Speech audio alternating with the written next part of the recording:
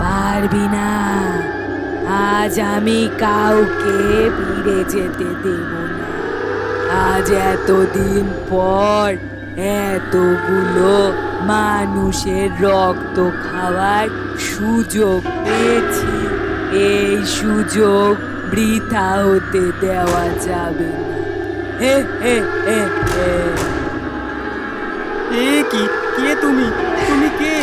রাজেশ, কি হলো তোর? আরে কি হলো বলবি তো? হে হে হে, আমি কাউকে ছাড়বো না। আমি আমার মৃত্যুর প্রতিশোধ নিয়ে তবেই শান্তি পাবো।